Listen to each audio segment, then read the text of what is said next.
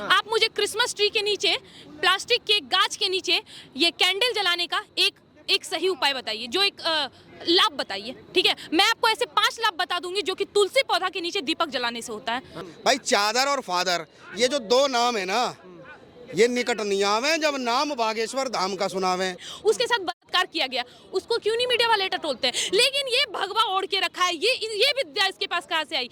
वेद, पुराण, महाभारत, रामायण, गीता, ये सब इतना आसान है क्या? संस्कृत भाषा पढ़ना इतना आसान है क्या, जो इन लोगों को लगता है आसान है? हम लोगों इतना मुश्किल से पढ़ के, वो भी हम तो फिर भी कुछ कुछ अपने ग्रंथ के हिसाब से बातें करते हैं। कोई नॉलेज नहीं है, 1% भी नहीं है जितना हमारे ज्ञानी पुरुषों को है, जो हमारे धर्म गुरु आचार्य हैं, जो कि वहां बैठे हैं और अपने हाथ जोड़ के प्रणाम करता हूँ कि बाबा जी बस आप फालतू के बयानबाजी देना बंद कर दीजिए, क्योंकि आपने भविष्य में भी कई बयान दिए हैं जब आप शंकराचार्य नहीं थे। हमने आपके वो बयान भी देखे हैं। कृपया गद्दी का मान रखिए और सनातन के सम्मान में अगर कोई हिंदू शास्त्री खड़ा है तो कृपया रोड़ा बनने का काम। नमस्कार, मेरा नाम नीतीश ठाकुर है। लगातार बहस चल रही है। बहस किस पे चल रही है? बहस उस व्यक्तित्व पे चल रही है जो लगातार हिंदुत्व का परचम लहराने की पूरे हिंदुस्तान में बात करता है कि हम हिंदू राष्ट्र बना के रहेंगे, और बात करता है कि हमारे पास बालाजी का आशीर्वाद है, हम भूत प्रेत भगाते हैं। तो क्या ये सच है? क्या ये अंधविश्वास नहीं है? देखिए, विश्वास ही सबसे बड़ी चीज होती है। और जिनको विश्वास में भी शंका लगे उनके लिए अंधविश्वास होगा। हमारे लिए ईश्वर, हमारे बजरंग बली विश्वास है और रहेंगे, क्योंकि इस धरती पे आज भी अगर कोई है तो हमारे हनुमान बालाजी महाराज उपस्थित हैं। और जिनको लगता हो कि ये अंधविश्वास है तो सबसे पहले ईसाई मिशनरियों के चर्चों में चले जाएं, जहां पर 881 वोल्ट का झटका दिया जाता है ना, और वहां चले जाएं चादर वालों के यहाँ। भाई चादर और फादर, ये जो दो नाम है ना, ये निकट नहीं आवे जब नाम बागेश्वर धाम का सुनावे। समझ गए? क्योंकि अब जो है इस देश के अंदर चादर और फादर को दूर भगाने का एक नया मंत्र बागेश्वर धाम से शुरू हुआ है, जिसको शुरू करने वाले धीरेन्द्र कृष्ण शास्त्री जी हैं, और जिन्होंने एक नारा दिया है कि हिंदुओं तुम मेरा साथ दो और मैं हिंदू राष्ट्र दूंगा। और बिल्कुल हिंदू सनातन का एक एक बच्चा तैयार खड़ा है बाबा जी के साथ, बालाजी महाराज के साथ, भारत को हिंदू राष्ट्र बनाने के लिए। एक बात बताइए, जैसा अभी आपने कहा कि चादर और फादर, वो भी वही काम। अब जैसे बागेश्वर बाबा है, उनकी मैंने एक वीडियो देखी, उसमें वो क्या कह रहे हैं, कोड़े बरसाए जाएं, अदृश्य कोड़े, और उससे आत्मा चीख रही हैं, चिल्ला रही हैं। तो ये किस प्रकार की हकीकत है? क्या ये ढोंग नहीं है एक प्रकार का? इसके बारे में अथर्ववेद में दिया गया है, जिसके हमारे देश में हमारे वेद पुराण जितने भी हैं उसमें इन सभी चीज़ों के बारे में बताया गया, जिसमें ऋग्वेद में भी बहुत सारी जानकारियाँ दी गई हैं, और अथर्ववेद में ये जादू टोना टोटके इन सब के बारे में दिया गया। आप अच्छे से पढ़ें, आपको ये सब कुछ तो समझ आ जाएगा। शंकराचार्य को ये ज्ञान नहीं है क्या? शंकराचार्य को भी ज्ञान है, लेकिन तो फिर उन्होंने ऐसा क्यों कहा कि अगर किसी के पास इतनी दिव्य शक्ति है तो वो जोशी मठ की दरारें भर दे? अगर इतनी दिव्य शक्ति है तो मेरा आश्रम टूटा हुआ वो उसकी दरारें भर दे। शंकराचार्य जी का भी हाथ जोड़ के प्रणाम करता हूँ कि बाबा जी बस आप फालतू के बयानबाजी देना बंद कर दीजिए, क्योंकि आपने भविष्य में भी कई बयान दिए हैं जब आप शंकराचार्य नहीं थे। हमने आपके वो बयान भी देखे हैं। कृपया गद्दी का मान रखिए और सनातन के सम्मान में अगर कोई हिंदू शास्त्री खड़ा है तो कृपया रोड़ा बनने का काम ना कीजिए, क्योंकि भारत के अंदर सनातन की रक्षा के लिए हिंदुओं ने आवाज दी है कि हिंदुओं की रक्षा के लिए अगर संत नहीं बोलेंगे तो क्या देश के संसद में जो बैठने वाले सांसद हैं वो बोलेंगे?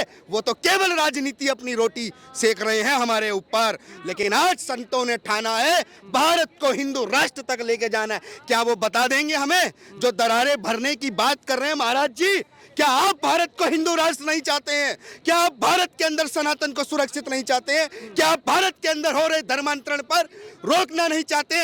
अरे बाबा में शक्ति है या नहीं है? बाबा में शक्ति है या नहीं है? क्या आप ये तय कर देंगे कि हमारे किसी देवी देवताओं में शक्ति नहीं है? हमारे लिए मायने नहीं रखता कि बाबा कृष्ण शास्त्री जी के अंदर कोई शक्ति है या नहीं है। केवल एक ही बात तय रखती है इतना समर्थन के लिए कि वो धर्म और सनातन रक्षा के लिए काम कर रहे हैं। अरे गुरुजी, मैं उनको अभी भी हाथ जोड़ के ही बात कर रहा हूं कि ध्यान रखें, सनातन की रक्षा में अब वही संत आएंगे जिन्हें हिंदू राष्ट्र से प्रेम होगा, जिन्हें सनातन की संस्कृति से प्रेम होगा।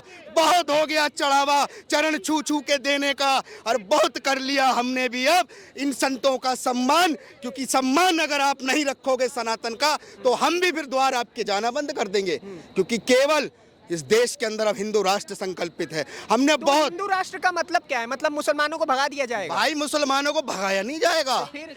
हमारे देश में मुसलमान है ही नहीं, हैं? हमारे देश में तो ईसाई है 30 ही करोड़ नहीं। लोग कौन है? भाई वो भूले भटके हैं जिन्हें किसी एजेंडे के तहत ईसाई बनाया गया, जिसे किसी एजेंडे के तहत मुसलमान बनाया गया। भारत की धरती पे कोई मुसलमान नहीं है, जितने हैं वो सारे हिंदू हैं, क्योंकि ये हिंदुओं की धरती है और हिंदुओं की धरती पे केवल हिंदू ही है। इसका सर्टिफिकेट आप कैसे दे सकते हैं? इसका उन लोगों का सर्टिफिकेट- कहना है कि मैं मुसलमान हूं, वो खुश हैं मुसलमान लोग होके। भटके हुए हैं। जब धर्मांतरण होता है तो कौन सर्टिफिकेट देता है हिंदू से ईसाई बनने पर? कौन सर्टिफिकेट देता है हिंदू से मुसलमान बनने पर? तब क्यों नहीं बोलता कोई? तो बागेश्वर बाबा की अपनी दिव्य शक्तियों से उसे क्यों नहीं रोक देते हैं? रोक तो दिया, धर्मांतरण को? रोक तो दिया। कहाँ रुका? वो मुस्लिम पंजाब में महिला, आज भी हो रहा है। वो मुस्लिम महिला मंच पे खड़ी होकर बोली थी कि मैं एक से थोड़ी होगा। एक से नहीं होगा, लेकिन एक से पूरा हिंदुस्तान होगा। ये भी याद रखना। चलिए एक से पूरा मैं आपके हिंदुस्तान पास होगा। आता हूं। एक सवाल लेना चाहता हूं। अभी बागेश्वर बाबा ने क्या किया कि एक मुस्लिम महिला को हिंदू बनाया, ठीक है? ठीक है, एक सेकंड मैं अपनी बात रख लेता हूँ। हिंदू में हुई वो ऑन मन से वो कन्वर्ट हुई, ठीक है? चादर और फादर जिनकी बात करते हैं वो मुस्लिम और सिख भी, मुस्लिम और ईसाई भी तो वही करते हैं, वो भी तो वही करते हैं। तो फिर दोनों में अंतर कैसे रह गया? वो भी हिंदू से मुसलमान बना रहे हैं, ये भी मुसलमान से हिंदू बना रहे हैं, तो ये तो क्लैश है ना। अंतर कहाँ है? बताते हैं। अंतर साफ है कि हम घर वापसी करा रहे हैं। अब हमारी बात सुनिए, तथ्यों पे बात होगी तो ज़्यादा अच्छे लगेंगे। हम में और उनमें अंतर क्या है? हिंदू धर्म में मरने के बाद क्या किया जाता है? शरीर को जला दिया जाता है। क्यों? पांच तत्व से हमारा शरीर बनता है, निर्माण होता है, और अंतिम घड़ी में उसी 5 तल में मिल जाता है ना? ये 2 गज जमीन लेके जो अंदर गाड़ दिए जाते हैं, ये क्यों होता है? तो क्या मिट्टी पंच तत्वों में नहीं आती है? वो नहीं, वो 5 तत्व में पूरे में आ जाती है। वो पूरे में, वो पूरी सड़ी, वो पूरी की पूरी शरीर जो कि गल के सड़ के जिसमें कीड़े मकोड़े लग जाएंगे, उसमें कौन सी आत्मा को संतुष्टि मिलती है? पहला। और दूसरा नंबर बात, ये जो आप कह रहे हैं कि सिर्फ, मैं एक बात बताती हूँ, अंधविश्वासी हम लोगों को कहा जाता है। तो अभी मैंने देखा बहुत सारे ऐसे फोटो भी देखे जाते हैं जहाँ पे कार को ऐसे कुछ बाइबल रख के पढ़ाया जाता है। तो क्या कार को पोएम सुनाते हैं? कोई भी कार जब स्टार्टिंग आती है तो पहले बाइबल रख के उन पे पढ़ा जाता है, उनके हिसाब से पवित्र जो भी होती है। मंत्रोच्चारण तो भाई हमारे यहाँ भी गाड़ी आती है तो की जाती है ना? तो अंतर देखिए, तो वो भी अपनी जगह सही हो सकते हैं ना, वो भी तो मंत्रोच्चारण कर सकते हैं अपने बाइबल या उनके भी जो धर्मांतरण। अब मैं बताती हूँ। आप मुझे क्रिसमस ट्री के नीचे, प्लास्टिक के गाछ के नीचे ये कैंडल जलाने का एक सही उपाय बताइए, जो एक लाभ बताइए, ठीक है? मैं आपको ऐसे 5 लाभ बता दूंगी जो कि तुलसी पौधा के नीचे दीपक जलाने से होता है। अंधविश्वासी वो है या हम है? मतलब कि प्लास्टिक के पेड़ के नीचे कैंडल जलाने से लाभ नहीं है, लेकिन वो विश्वासी हैं। लेकिन तुलसी जी के नीचे दीपक जलाने के 36 लाभ है, इसलिए हम अंधविश्वासी हैं। यही फर्क है हम में और उनमें। तो आपके अपने भी साथ क्यों नहीं दे रहे हैं? दिक्कत तो यही है ना। देखिए, मैं हमेशा से एक चीज कहती हूँ कि मैं सभी मुसलमान गलत है नहीं, सभी हिंदू ही सही नहीं है। आज ही बहुत सारी ऐसी मूवी आ रही है, हिट आ रही है, या फिर बहुत सारे शंकराचार्य जी सही नहीं है। देखिए, भगवा रंग बदनाम हुआ है ना कुछ लोगों की वजह से, जिन्होंने भगवा चोला तो ओढ़ा है, लेकिन उसके, अच्छा एक बात बताइए, बहुत सारे हमारे धर्मगुरु है ना जो अभी भी काल कोठरी में है ना? आज से 2 साल पहले अमेठी में एक मौलवी ने मदरसे में एक नाबालिग बच्ची का बलात्कार किया, वो भी अपने साले के साथ। वो मौलवी अभी कहाँ है? जेल में है क्या? मुझे जरा बताइएगा। आगरा में एक नाबालिग, कहाँ की बात कर रही हैं आप? अमेठी की। आप चाहें तो अभी के अभी गूगल पे सर्च कर ले, मैं अभी के अभी, और अगर मैं गलत होंगी तो मैं अभी के अभी अपनी सारी बातों वापस देने के लिए तैयार हूँ। आप अभी के अभी गूगल पे सर्च करिए, आज से ठीक 2 साल पहले अमेठी में एक मौलवी ने बलात्कार किया या नहीं किया। और छोड़िए ना, वो तो कुछ बातें पता चली। उसके बाद, ये जनवरी की बात है, 2021 की बात है, आगरा में एक 10 साल की बच्ची के साथ बलात्कार किया गया। वो भी पता है क्यों? क्या बोल के कि तुम में भूत प्रेत है, तुम अगर मेरे साथ नहीं आओगी तो तुम्हें भूत प्रेत खा जाएगा। मतलब उसे अंधविश्वास का झांसा देके छाती ठोक के कहते हैं कि ये देश हिंदू राष्ट्र बनेगा। उनके समर्थक में हम जैसे लोग खड़े हैं, जिनका खून आज भी खून है, जो रक्त दौड़ रहा है ना, आज भी अपने गीता पुराण महाभारत रामायण का हुआ रक्त दौड़ रहा है, और जिनके शरीर में 2 लाख खून दौड़ रहा है ना, वो हमारे नहीं हो सकते हैं। हमारे तो वो भी नहीं है जिनका सरयू नदी के किनारे सिखा नोच के, और जो आज खुद को अपने आप को मुसलमान कहते हैं, वो भी तो कभी हमारे हुआ करते थे जो आज हमारे नहीं है। ये हिंदू मुस्लिम का तोड़ा ही खत्म हो जाएगा जब सारे के सारे इस देश के 35 जो इस देश के हैं, जो मुगल और पठान नहीं है, जो अपने आप को कहते हैं ना चीख के, हमें मुगलों से मत जोड़ो, मुगल से हमारा कोई वास्ता नहीं। जिनका मुगल से वास्ता नहीं है, जिनका इस देश से वास्ता है, उनका एक बार में हिंदू मुसलमान खत्म हो जाएगा। 35 के 35% धर्म वापसी कर ले, घर वापसी करे, हमारे अपने धर्म में आ जाए। वो करे तो धर्मांतरण, और अगर हिंदू करे तो घर वापसी। हिंदू धर्म कब का है सर?